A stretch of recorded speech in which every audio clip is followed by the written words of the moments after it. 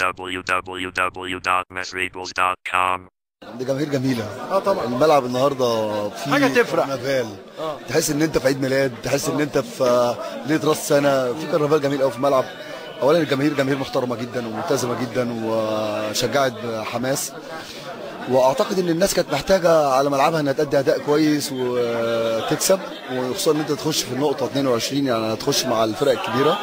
وطبعا المصري نادي كبير وعريق وبجماهيره ومحتاج ان هو يكون في المربع الذهبي.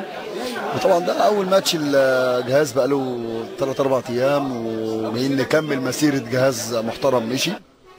انا سايبين حضرتك وانت عمال علم بلدك، وطبعا او علم بلدنا اللي كلنا بنعشقه، ونتمنى يا رب مصر تظل مرفوعه باذن الله، ونعدي اي محنه بنمر بيها في هذه المرحله. وايضا علم مدينه بورسعيد اللي انا عارف انك انت بتعشق مدينه بورسعيد. اكيد طبعا، يعني في البدايه دي مصر دي بلدنا كلنا، اللي احنا ان شاء الله نحافظ عليها ونطورها لاحسن ان شاء الله، لانها احنا مش كلنا مش حاسين بقيمتها، مش حاسين بقيمه البلد دي واسمها والامكانيات اللي فيها والنعم اللي فيها وتاريخها يعني. وطبعا بورسعيد زي ما قلت، يمكن بعد ما لعبت مع النادي الاهلي والزمالك ورحت انتقالي من الاهلي للزمالك، من الزمالك اول نادي لعبت خارج الناديين الكبار كان النادي المصري. فبالتالي بورسعيد الحمد لله شعبها وجمهورها ناس تخلي الواحد كأنه بلده الثانيه. نقول يا كابتن لو رساله من النجم الكبير حسام حسن للشباب، من القدوه كابتن حسام حسن، تقول ايه للشباب؟ احنا قبل ما نتكلم في الماتش يعني حابب ناخد الكلام ده منك، انك طبعا شخصيه مرموقه الكل بيحبها، اكيد في ناس كتير بياخدوا كابتن حسام حسن قدوه ليهم. فلو انت تقول ايه للشباب في هذه المرحله والفارقه في حياتنا هنا في مصر؟ بقول لهم طبعا ان الشباب اللي موجود او الشعب المصري عموما، يعني انا بقول ان كل واحد يسعد ويفتخر ان هو مصري.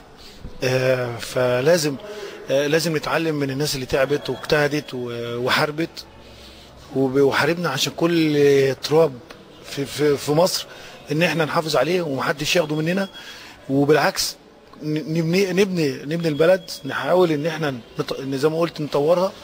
عايز اقول للشباب المصري اتعلموا من الاجيال اللي فاتت، من جدودنا، من الابهات، اللي هم في ناس منهم اللي حاربوا، الشهداء اللي هم فعلا حاربوا الدنيا كلها عشان خاطر مصر تبقى حره وكل تراب فيها تبقى مستقل فيها. فانا بقول ان احنا نكمل الناس دي. حصل تغييرات في الفتره اللي فاتت نطورها للافضل، يعني نحافظ على كل حاجه، نخلي بلدنا احسن بلد، لان احنا عندنا نعم او خيرات او تاريخ زي ما قلت. ربنا وحده اللي يعلم. يمكن احنا محتاجين نفهم الحته دي، عايزين نطورها، عايزين ندي فرصه للناس تشتغل في الفتره اللي جايه. انا عارف الفكر بتاع الشباب الفتره الجيل ده في غالبيته افكاره اتغيرت، ولكن مانيش عايزين ننسى ان مصر فعلا فوق الدنيا دي، فوق الجميع.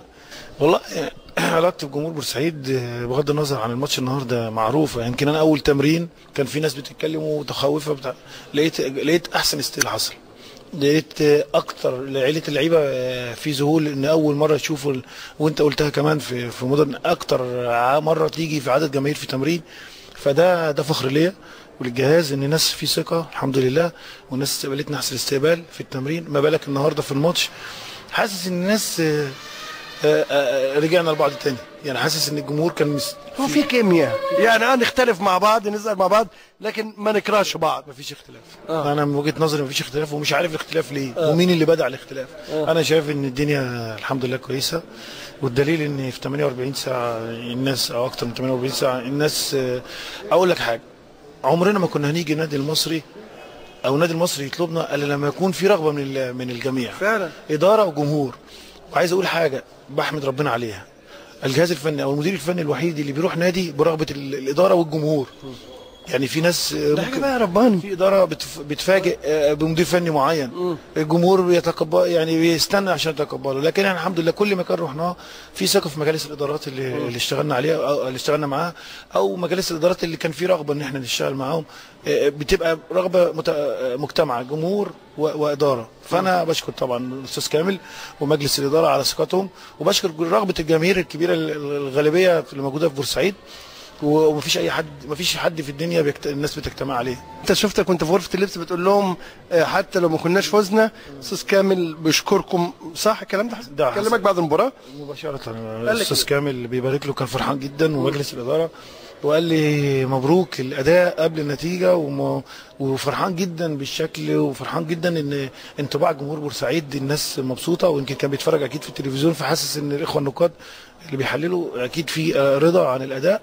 فكنت سعيد ان هو فرحان، لان البدايه مهمه جدا لاي مدرب محترف او اي لعيب محترف يروح مكان، ان ربنا وفقك في نفس الوقت دي بتبقى بتحلم بيها، فربنا اداها لنا، وفي نفس الوقت عايز طبعا تاكد على وجهه نظر الاداره فيك وثقه الاداره والجهاز. فانا كنت سعيد ان مجلس الاداره عايزين يبقى عند حسن ظنهم وفي الاداء وفي النتيجه. كابتن حسام، نقدر نقول هل حلقه مساء الانوار اللي ذيعت بالامس واول امس عن وجود والاحتفاليه الكبيره للكابتن حسام حسن كان لها ولو بعض من مفعول السحر في الالتفاف اللي احنا شفناه، واكيد حضرتك شفت الحلقه؟ ده اكيد، انا وده بيتاكد على حاجه، انا دي وجهه نظري وانا مصر عليها. الاعلام ليه دور كبير جدا في الرياضه وفي السياسه وفي كل حاجه. الاعلام ممكن يخلي بلدنا دي احسن بلد، الاعلام ممكن يخلينا ناكل في بعض، فدي معنى كده ان الاعلام ده قوه لا يستهان بيها، هو اللي بيوجه الراي العام. فلكل واحد فينا في الاعلام سياسه او رياضه ان هو ياخد باله من كل كلمه تتقال، وياخد باله يحط مصلحه مصر فوق اي اعتبارات وفوق اي مصالح ماديه، صدقني هنبقى احسن بلد، لان الشعب المصري طيب بياخد كل المعلومه سواء السياسه او الرياضه من الاعلام.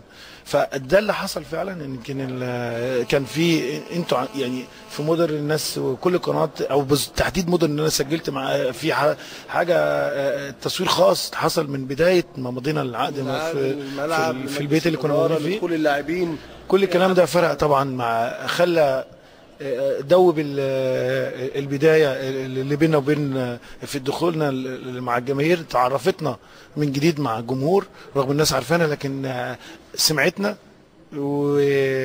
وصدقت. مهندس صفقة العميد، احضار العميد، لانك كنت مؤمن وقلت لي شخصيا انا مؤمن ان العميد مع احترامنا لكل تقدير الكابتن طلعت يوسف الا ان العميد انا شايف ان هو راجل مرحلة قادمة. انا ببارك لشعب بورسعيد كله، وزي ما قلت هو كابتن طلعت يوسف كابتن راجل محترم من احسن الموجودين، بس هو الحظ كان عنده شويه، فالحمد لله هو الراجل يعني احترم ان فعلا الموضوع ان الحظ عنده كده، وانهى بكل شفافيه، وقعدنا مع بعض وجه كابتن حسام عشان يكمل المسيره، وربنا ييسر ويكون اللي جاي احسن للنادي باذن الله ان شاء الله.